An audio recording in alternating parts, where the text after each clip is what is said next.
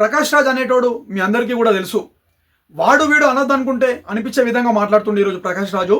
నేను ఏం చెప్తున్నా అంటే ప్రకాష్ రాజుకి మీరు గౌరవం ఇచ్చుడు నేర్చుకోండి. ఈ మాట కూడా ఎందుకు చెప్తున్నానంటే ఆంధ్రప్రదేశ్ రాష్ట్ర ఉప ముఖ్యమంత్రిగా పవన్ కళ్యాణ్ గారు ఈరోజు బాధ్యతలు ఈరోజు తీసుకొని పేద ప్రజల కోసం ఈరోజు పవన్ కళ్యాణ్ గారు పనిచేస్తుండు. పవన్ కళ్యాణ్ గారికి 5 అవార్డులు కూడా వచ్చినాయి. దీని గురించి మాట్లాడు ప్రజలకి దీని గురించి కూడా చెప్తే బాగుంటుంది. పవన్ కళ్యాణ్ గారిని పట్టుకొని వాడు వీడు అనే మాట్లాడుతున్నావంటే ఎవరినో జోకర్ గాంతో లైవ్లో కూర్చొని నువ్వు జోకులు వేసుడు వాడు నవ్వుడు అంటే దేవుణ్ణి కూడా కించపరిచే విధంగా నువ్వు కామెంట్లు కొడుతున్నావు కదా.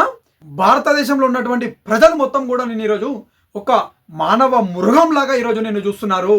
నువ్వు కేవలం ట్వీట్లకే పరిమితమైనవు తప్ప వేరే దానికి పనికిరావు అని చెప్పి కూడా ఈరోజు యావత్ సమాజం అందరూ కూడా ఈరోజు చూస్తున్నారు.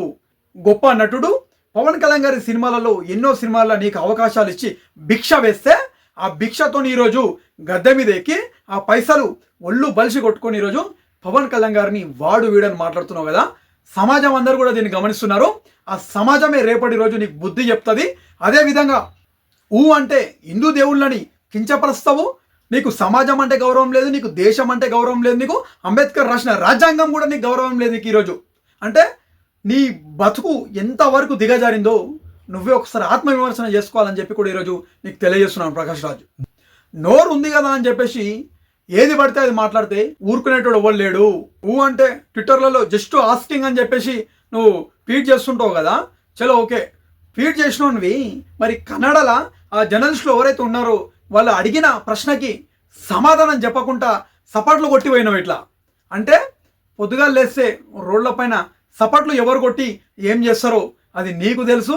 నేను ఇప్పుడు చెప్తున్నా కాబట్టి వాళ్ళు ఎవరో నీకు అర్థమై ఉంటుంది. ప్రకాష్ రాజ్, ఈ సపాట్లు కొట్టుడు బంద్ చేయి. నీ ఎంతో కొద్దిగా యాక్టింగ్ నేర్చుకున్నావు, కొద్దిగా యాక్టర్గా ఉన్నావు, సినిమాలలో పని చేసుకో. ఈ సపాట్లు కొట్టుడు బంద్ చేయి. జర్నలిస్టులు ఎవరైతే ఉన్నారో వాళ్ళు వేసిన సూటి ప్రశ్నలకి ఆన్సర్ చెప్పే దమ్ము నీ దగ్గర లేదంటే నువ్వు భారతదేశంలో బ్రతికి కూడా వేస్ట్ అని చెప్పి కూడా ఈరోజు జనసేన పార్టీ తరఫున నీకు మరొకసారి తెలియజేసుకుంటున్నాను. నేను పవన్ కళ్యాణ్ గారిని క్వశ్చన్ చేసే స్థాయి కాదని చెప్పి నీకు ఆల్రెడీ తెలుసు.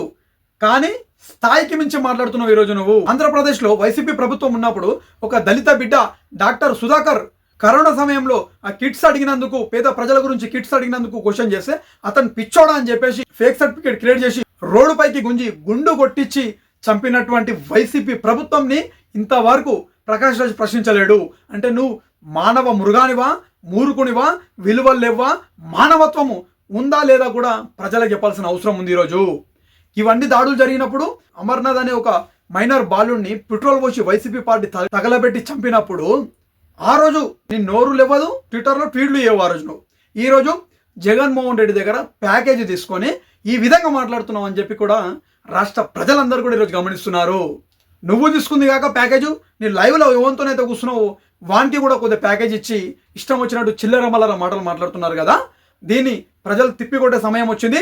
నిన్ను తిప్పికొట్టుడు కాదు, నువ్వు ఎక్కడ తిరిగినా కానీ మా హిందూ సోదరి మనులే నీకు చెప్పుల దండ నీ మీద వేసే రోజులు దగ్గరకు వచ్చినాయి అని చెప్పి కూడా నేను జనసేన పార్టీ తరఫున మరొకసారి తెలియజేసుకుంటున్నాను. పొద్దున్న లేస్తే పవన్ కళ్యాణ్ గారి గురించి మాట్లాడుతూ పవన్ కళ్యాణ్ గారు ఈరోజు ఎవరైనా మోసం చేసిండా? పవన్ కళ్యాణ్ గారు ఈరోజు ఆయన సొంత డబ్బులు ఆంధ్రప్రదేశ్ రాష్ట్ర ప్రజలకు పెడుతుండే. ఈరోజు ఆయనకు వచ్చినటువంటి పిఠాపురం ఎమ్మెల్యేగా వచ్చినటువంటి శాలరీ కూడా అక్కడ ఉన్నటువంటి పేద అనాథ పిల్లలకు కూడా 5,000 చొప్పున 42 మంది కూడా అందజేస్తుండు. ఇలాంటి మచ్చలైనటువంటి నాయకుడిని పట్టుకొని ఇష్టం వచ్చినట్టు విమర్శిస్తున్నావు అంటే నువ్వు ఎంతకి దిగజారిపోయినావో ఒక్కసారి ఆత్మవిమర్శన చేసుకో.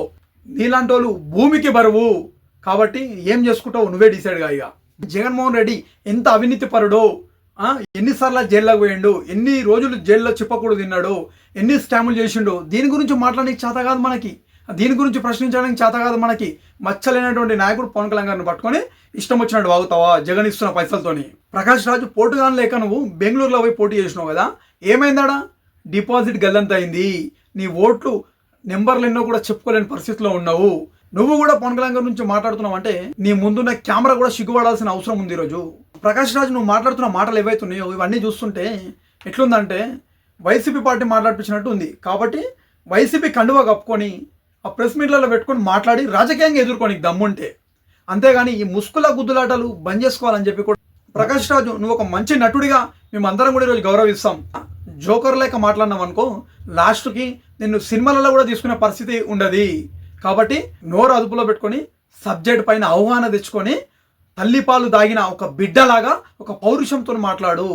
చిల్లర మల్లర మాటలు బంద్ చేసుకోవాలని చెప్పి కూడా జనసేన పార్టీ తరపున ఈరోజు నీకు తెలియజేసుకుంటున్నాను. ఇప్పటి వరకు ఎంతమంది పేద ప్రజలకి నీ సొంత డబ్బుతోని సాయం చేసినావో ప్రజలందరికీ కూడా చెప్పాల్సిన అవసరం ఉంది. నైట్ కాగానే పబ్బులనే తాగుతూ పబ్బులనే వండుకుంటూ లేవో కూడా లేవో పొద్దుగాల వరకు నీ పరిస్థితులు అన్నీ మాకు తెలుసు. మాకు నీతులు చెప్పాల్సిన అవసరం లేదు. ప్రతి ఒక్కరి డాటా మా దగ్గర ఉంది. సమయం వచ్చినప్పుడు ప్రతి ఒక్కరు బయటికి తీసి ప్రజలందరికీ కూడా చూపిస్తామని చెప్పి కూడా నీకు తెలియజేస్తున్నాను.